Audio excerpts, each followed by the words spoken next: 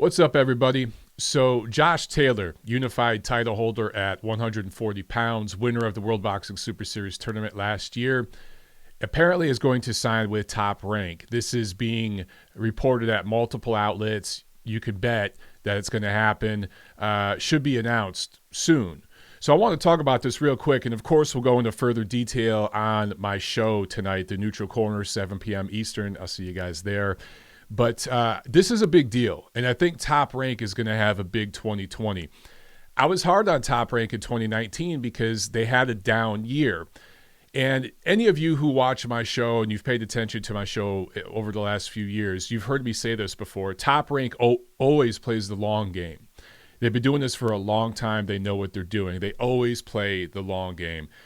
Part of that means you're going to have down years and up years. You're going to have developmental years where you're setting things up, and then you're going to have years where all the chips fall into place. So to be fair, in 2019, I mean, there were unification fights at 175, 140, and Top Rank was a part of those. So it's not that they didn't have some good fights last year, but they're big fighters. They're star fighters.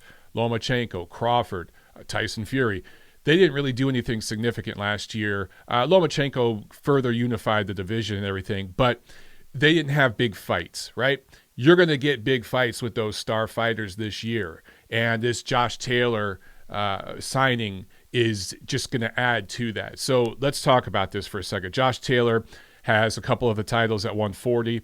Jose Carlos Ramirez, who unified titles last year, had a pretty good 2019. Top Rank has represented him ever since he went pro. He's got the other titles. So obviously, 2020, this year, probably toward the end of the year, we're going to get a unification, a complete unification at 140 between Taylor and Ramirez.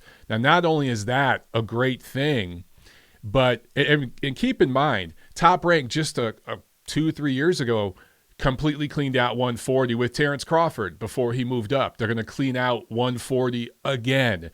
They are the only promoter in the sport consistently doing this, and they deserve credit from the fans and the media for doing that. And two of those unification fights I talked about last year, Ramirez and Hooker, and then Beterbiev and Vajdik, they worked across the aisle to make those happen. So Top Rank is doing that more than anybody else. It's not that other promoters don't do it to a degree, but they're doing it pretty consistently.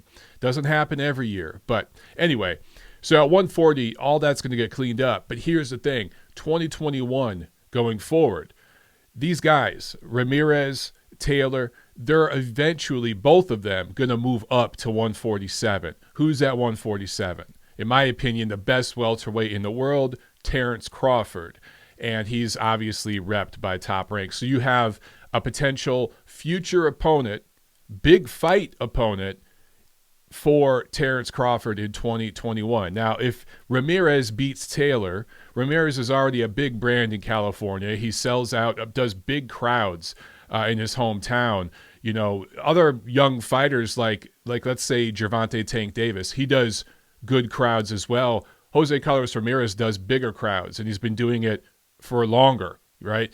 Now, it's only in California, but he is a brand there. He's also fought in Texas recently. So, and Crawford is from Nebraska, not too far from Texas. There's a regional rivalry there. So there are multiple options of where you could put a fight between Crawford and Ramirez here in the United States if Ramirez is the guy who cleans out 140. Now, if it's Josh Taylor, obviously you have a massive fight down the line between Crawford and Taylor in the UK. And Crawford has already traveled to the UK. In fact, he went over to the UK to win his first world title. He would not be opposed to doing that again. You could also fight Taylor here in Las Vegas. The UK fans travel well to Vegas. So there are multiple options there down the line for Terence Crawford. Also, if it's a good fight between Ramirez and Taylor, you could have a rematch down the line. Remember, Taylor had an outstanding fight, a Fight of the Year contender last year with Regis Prograis, who eventually down the line is going to move up to 147 as well. So there's always an option to do a rematch between Prograis and Taylor at 147. We still haven't seen Prograis and Ramirez fight, They could fight down the line at 147. Prograis is a promotional free agent, a network free agent. He can go anywhere, fight anywhere he wants right now, and he likes it that way. So as long as that remains the same, there's all sorts of potential matchups from 140 to 147 for Top Rank. Sticking with Crawford real quick, he will likely at some point this year do a one-off at 154 against Patrick Teixeira, who has a title there. So you'll see Crawford move up and fight for a title technically in a fourth weight class. I don't like the weight hopping shit. It's annoying to me, but we've seen Canelo do it recently. We saw him do it a couple times recently. 168 with Fielding for a minor piece of a title that most publications don't recognize. But then he moved up to 175 and cherry-picked, plucked the easiest title to grab there against Sergey Kovalev. We've seen Mikey Garcia do this in recent years. We've seen Floyd and Pacquiao do that in the previous generation. So we see this all the time, right? It's something that more and more fighters, star fighters, do.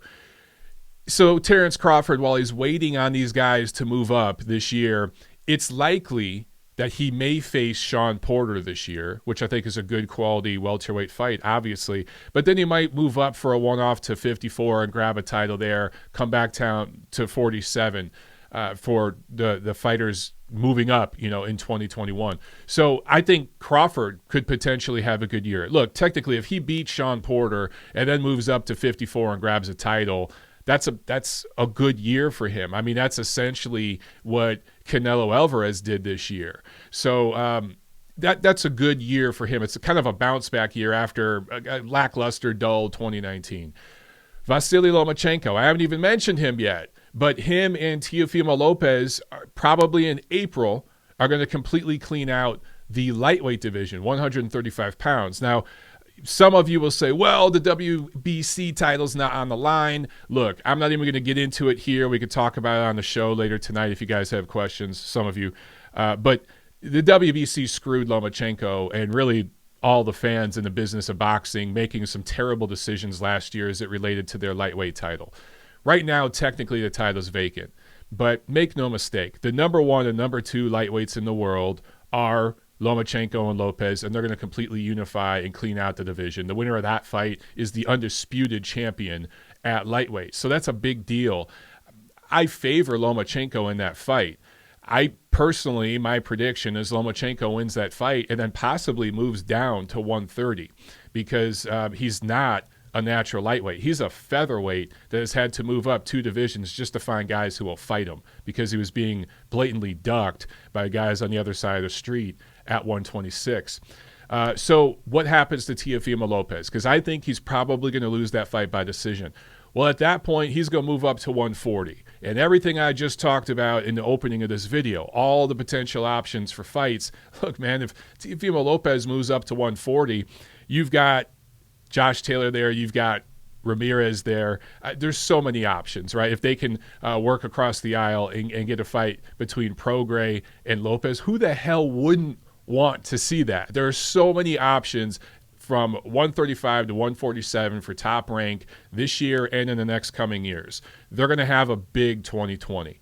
Also, Tyson Fury, after fighting a couple of guys that weren't even ranked near the top 10 last year, he's gonna fight Deontay Wilder probably twice this year. Okay, I've talked with several people. I'm sorry about my phone keeps beeping. So I've talked to several people related to this situation, and they've made it very, very clear. Their intention is to have Wilder and Fury fight twice in 2020. Now, if there's a first-round knockout or something in the rematch coming up in February, that's not going to happen. But if it's a close competitive fight, regardless of who wins and how they win, even if it's a late stoppage or something, you're going to get another fight between these two, probably late in the summer. So Tyson Fury, who Top Rank represents him in America, they have a co-promotional deal with Queensberry Promotions, Frank Warren. So they're going to have a big profitable year for Tyson Fury right there. And that, look, if this is a big if, because I actually favor Wilder to come out as the last man standing between the two of them. But if Tyson Fury were to pull it off and beat Deontay Wilder, obviously that sets up massive business for Top Rank and Queensberry to completely unify everything with Anthony Joshua in 2021. So I don't think that's going to happen. I think it's going to be Deontay Wilder, but we shall see. So also, Naoya Inoue. They signed Inoue late last year.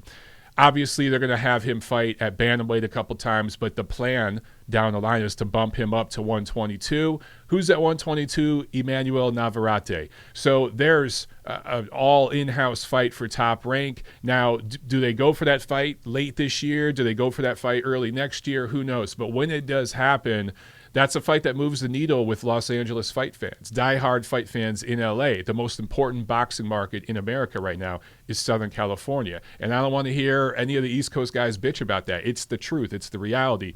The California State Athletic Commission puts on more boxing events every year than New York, New Jersey, Texas, and Nevada combined. It is the most popular, most important fight market in America, if not the world right now. California is running boxing. So just because of the demographics involved, when you get Inoue and Navarrete fighting each other at 122, that's going to be Inoue's, I think, 5th division. He's going to be going for a title, either 4th or 5th. I can't remember off the top of my head.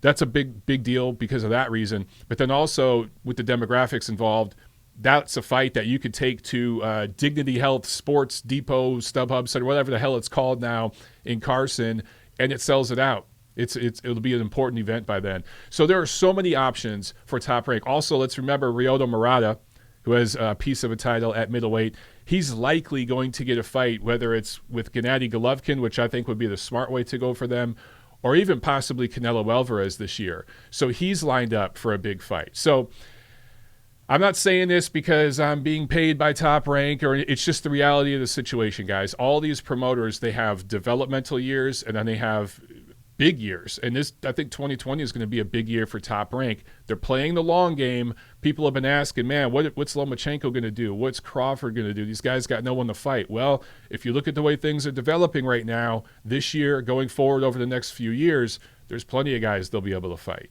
So they're in a really, really good spot. And I actually think 2020 is going to be an up year. I think overall 2019 was a little bit of a lackluster, disappointing year in terms of some of the big fights not coming through. You're going to get some big fights and some unifications, complete unifications in 2020. That's always a good thing for boxing. All right, so we'll talk about more of this stuff tonight on the Neutral Corner. I'll see you guys there. Remember, 7 p.m. Eastern Time right here on this very channel. All right, guys, I'll see you then.